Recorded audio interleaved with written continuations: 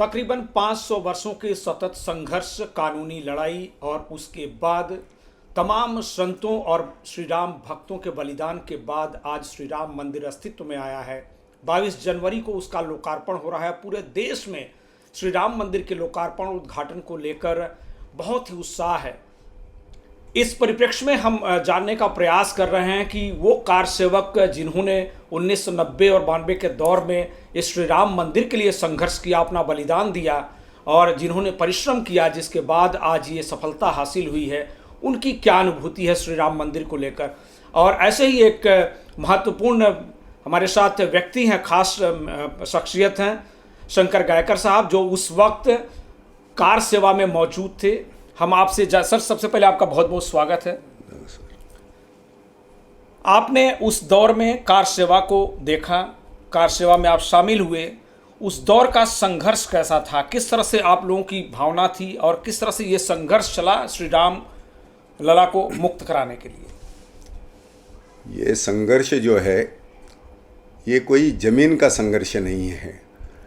ये संघर्ष कोई ऐसे स्थान का नहीं है, कोई मजहब का संघर्ष नहीं है। ये संघर्ष अपने अस्तित्व का है, हिंदुस्तान के अस्तित्व का है, सत्व का है, सनातन संस्कृति के वो उच्च बिंदु का ये संघर्ष है। और ये संघर्ष आज प्रारंभ नहीं हुआ।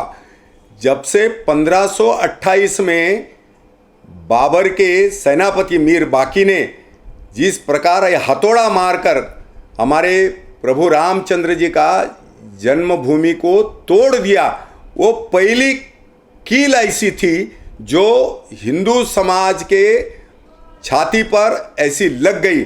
और उस समय से ये संघर्ष है। आपने अभी बिल्कुल सही कहा, ये 500 साल का संघर्ष है। दुनिया में ऐसा संघर्ष आपको कहीं नहीं मिलेगा। और यहाँ तक कि मैं देश के आज़ादी का भी संघर्ष से बड़ा ये संघर्ष है। और ये संघर्ष जो है, इसलिए उस समय से ये संघर्ष प्रारंभ हुआ है और कभी भी न रुकने वाला ये संघर्ष है। लगातार ये संघर्ष 500 साल चला है और कहीं भी हिंदू रुका नहीं है। दुर्भाग्य हमारा देश का ऐसा है, हिंदू समाज का ऐसा है कि दो देश स्वतंत्र होने के पश्चात भी हमको ऐसा लगा था कि ये संघर्ष अभी रुक जाएगा। आज़ादी हमको मिली है। सोमनाथ के आज़ादी के बाद में हमें ऐसा लगा था कि हमारा जो नेतृत्व है, शीर्ष नेतृत्व है, जो इस देश के विचारों का ऐसा हमें लगा था। और वो हमें ये हमारे जो अस्तित्व के चिन्ह है, ये बिंदु है, इसको हम वापस पा लेंगे, हमें वापस दे देंगे, लेकिन नहीं दिया। सोमनाथ का मंदिर सरदार पटेल जैसा एक बहादुर लोह पुरुष खड़ा हो गया और सोमनाथ हमें प्राप्त हुआ। लेकिन अयोध्या की गति न्यारी है। क्यों? तो सोमनाथ के लिए लगातार ऐसा संघर्ष कहीं नहीं हुआ। अयोध्या के लिए लगातार संघर्ष रहा। और ये जैसा मैंने कहा कि एक हिंदुस्तान का ये पावर हाउस है। राम जी का केवल मंदिर नहीं है, ये बीट का, पत्थर का, मिट्टी का वो मंदिर नहीं है। ये ऐसे एक विचारों का मंदिर है, ऐसे एक अनुभूति का मंदिर है। ये ऐसे हिंदुस्तान के वो आगे बढ़ने का वो ऐसा मार्ग है। इसलिए लगातार वो पहले लड़ाई में आपको आश्चर्य लगेगा, सारा समाज लड़ा है, केवल एक समाज नहीं लड़ा। सिख समाज के निहंगों ने कम से कम उसके ऊपर जब ढांचे के अंदर वो घुसे, राम जन्मभूमि का जिस प्रकार से उन्होंने वो बनाया उस समय वहाँ ढांचे पर, तो उस समय सिखों ने उसको अपने पास ये किया। अयोध्या ये केवल एक समाज की नगरी नहीं है, तो उसके साथ साथ कम से कम 2.25 लाख सन्यासियों का बलिदान हुआ है। ये बलिदान छोटा मोटा बलिदान नहीं है। इसलिए लगातार ये संघर्ष रहा। और इसलिए हमने कहा कि ये संघर्ष में केवल विश्व हिंदू परिषद ने, समग्र समाज, जहाँ जहाँ विश्व हिंदू परिषद, और आपको आश्चर्य लगेगा, मैं आपको जानकारी दे दूँ कि ये संघर्ष ये हमारा नहीं था। जो कांग्रेस आज बोल रही है, ये मक्कार कांग्रेस को अपने अंदर छाती पर हाथ रखकर कहना चाहिए। इन्होंने हर समय जिन्होंने साधु संतों की हत्या की, गोरक्षकों की हत्या की, उन्होंने अपनी छाती पर, अगर सत्य अगर है, ये महात्मा गांधी जी के अगर वास्तविक ये अनुयायी कहते हैं, अपने आप को वो महात्मा जी को अपना पिता मानते हैं, ये राष्ट्रपिता के अगर सचमुच संतान है तो इन्होंने स्वीकार करना चाहिए। ये दाऊदयाल खन्ना उस समय के कांग्रेस के बहुत बड़े नेता, ये उन्होंने किया हुआ ये सौगंध ली थी कि इस राम जन्मभूमि की मुक्ति के लिए, और आपको आश्चर्य लगेगा कि इन्होंने अपना मुंह फेर लिया, इंदिरा जी ने मुंह फेर लिया। ऐसे प्रकार से यह हमारा, फिर जब दाऊदयाल खन्ना जी ने ये आंदोलन विश्व हिंदू परिषद को दे दिया, और तब भी हमारे पूजनीय अशोक जी को उन्होंने कहा कि ये आप आंदोलन आगे चलाओगे, पीछे तो नहीं मुड़ेंगे। जिस प्रकार से प्रेमचंद मुंशी ने कहा था कि सरदार आप अपना पैर पीछे तो नहीं लोगे, जिस प्रकार से आपने संकल्प किया जल में खड़ा रहकर, समुद्र में खड़ा रहकर, उसी प्रकार का प्रश्न अशोक जी सिंघल जी को दाऊदयाल जी ने कहा था। लेकिन उस समय अशोक जी ने जो सौगंध उठाई, पूरा हिंदू समाज उनके पीछे खड़ा रहा। और आपने देखा होगा जो 90 की कार सेवा, कोई सोच नहीं सकता है, सामने से गोलीबारी आ रही है, सामने से छीने छलनी हो रहे, लेकिन गोलियों की आवाज के सामने राम जन्मभूमि का संघर्ष, राम लला हम आएंगे, मंदिर भव्य बनाएंगे, मंदिर दिव्य बनाएंगे, इस प्रकार का हर कार सेवक गोली खाता था, गिरता था। लेकिन एक भी कार सेवक आपको 90 का ऐसा नहीं मिलेगा जिसके पीठ पर गोली लगी है। जो भी गोली लगी, जितना भी नरसर वहां, ये मुल्ला मुलायम सिंह ने जो अपने आप को भगवान श्री कृष्ण का वंशज कहता है, इसने ऐसा गोली कांड किया है, हजारों माता की कोख सुनी हो गई, मेरे बहनों का सिंदूर मिट गया, मेरे भाई ने आज तक चप्पल नहीं पहनी, और केवल इतना नहीं तो कहीं ने अपना घर तक नहीं बनाया। ऐसे अवस्था में ये संघर्ष हमने किया है। इसलिए मैंने कहा कि हिंदू समाज का संघर्ष ये समरसता का संघर्ष है। सारे लोगों ने अपना जात पात वंश सब कुछ भूल कर ये संघर्ष किया है, ये हमको याद रखना चाहिए। और उस संघर्ष का जिन्होंने वो संघर्ष देखा नहीं है, वो आज 32 साल का युवा है। 92 की कार सेवा जिन्होंने देखी नहीं, अपने माँ की मांग सुनी हो गई जिन्होंने देखी नहीं है।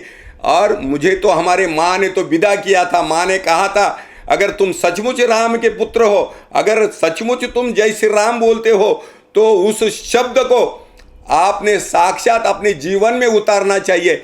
मैं लड़ नहीं सकता, लेकिन अगर समय आया तो मैं अपना प्राण दे सकता हूँ, अपना लहू दे सकता हूँ। इस प्रकार का संकल्प करके मैं वहाँ गया था। मेरा सौभाग्य ऐसा है कि महाराष्ट्र का 38,000 कार सेवकों का नेतृत्व करने के लिए मुझे मिला।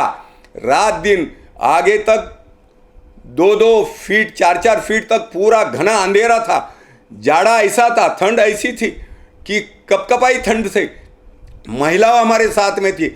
ऐसे इसमें हमने जो सौगंध खाई थी, जो प्रतिशोध की आग धधक रही थी, जो मन के अंदर अंगार फूला था, वो अंगार मेरे प्रभु के पाने का था। ये भूमि मेरी है, ये जल मेरा है, ये भगवान मेरा है। हर व्यक्ति के अंदर वो क्रोध था। और तब हमारे शीर्ष नेताओं ने कहा था, उनका कहना बिल्कुल सही था कि 6 तारीख को हमको वहाँ से शरीर की मिट्टी लेकर वहाँ पर संकल्प करना है। हर एक व्यक्ति ने मूठ मूठ मिट्टी लेकर वहाँ संकल्प करना है। लेकिन मैं आपको बताऊं, इतना क्रोध हुआ था, इतना संघर्ष वहाँ पर हुआ था कि ये संघर्ष ऐसा संघर्ष था कि हम सोच के परे है।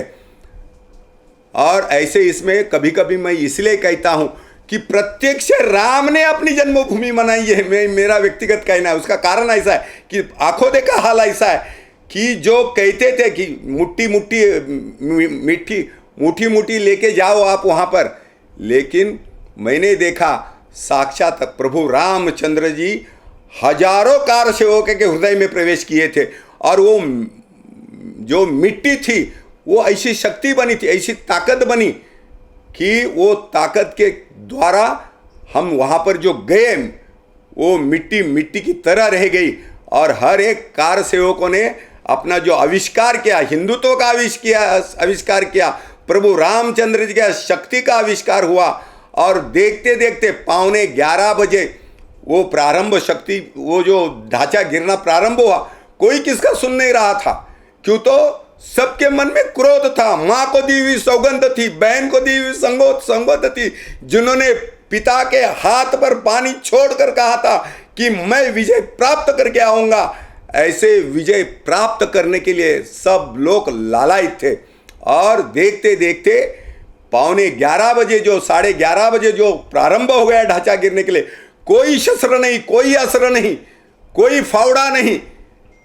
उसी स्थान पर जो बना हुआ जो ब्रैकेट था, उसी ब्रैकेट को, लोखंडी एंगल को हमने लेकर कई कार से उसके ऊपर टूट पड़े।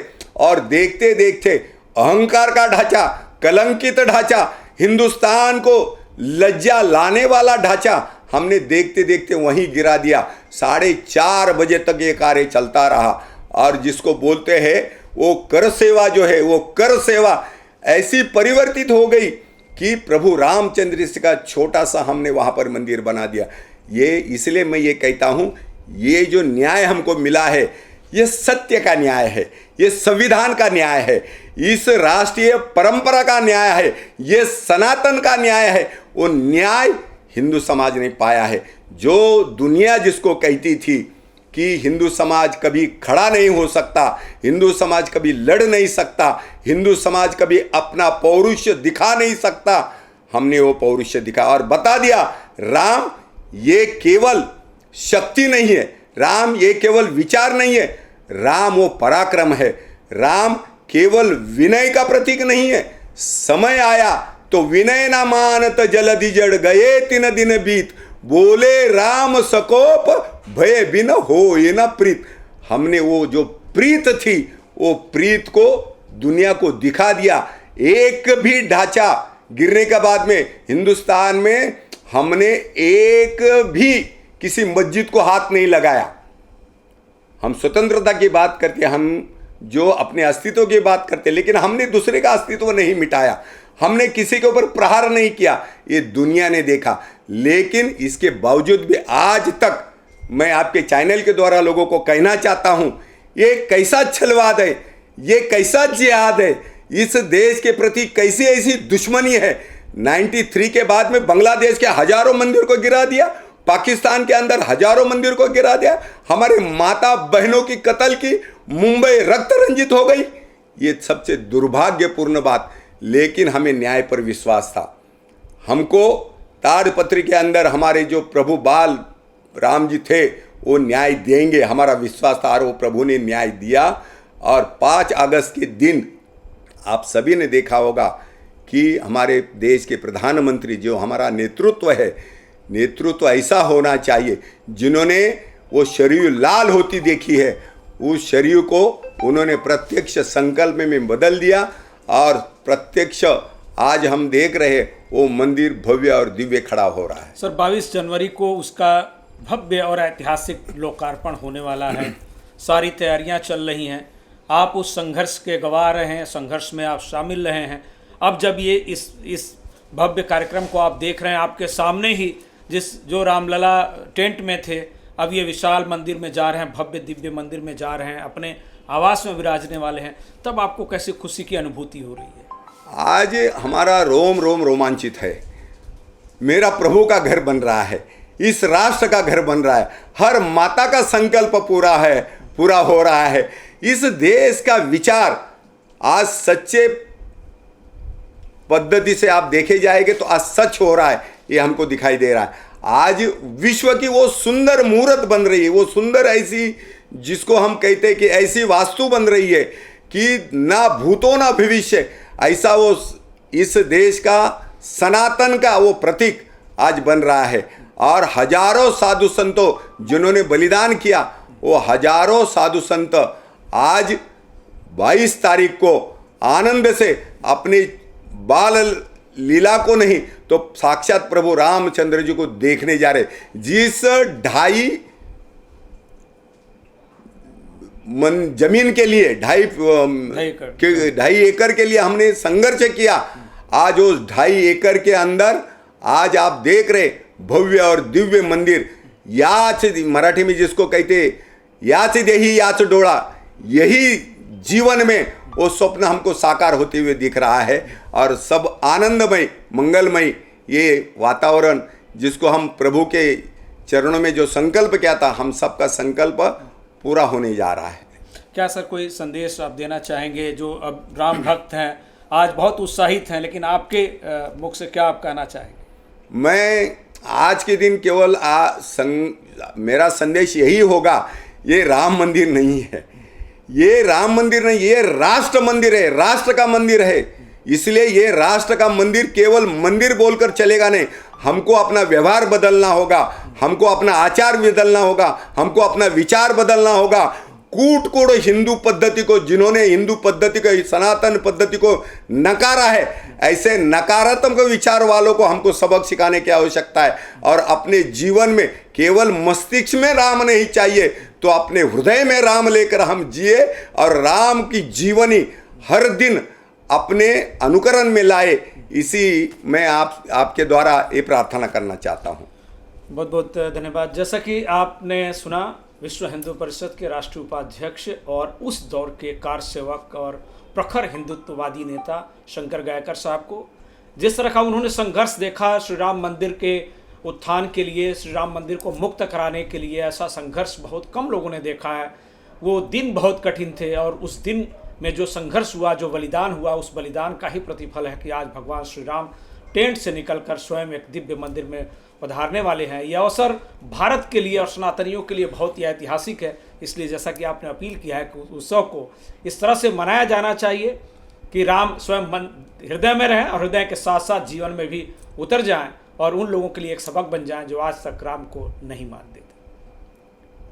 सहयोगी रविचंद के साथ मैं सुधीर शर्मा, TV1 इंडिया, नई मुंबई। लेटेस्ट अपडेट्स और ताजा तरीन खबरों के लिए TV1 इंडिया लाइव को सब्सक्राइब कीजिए और नोटिफिकेशन पाने के लिए बेल आइकॉन को दबाना मत भूलिए।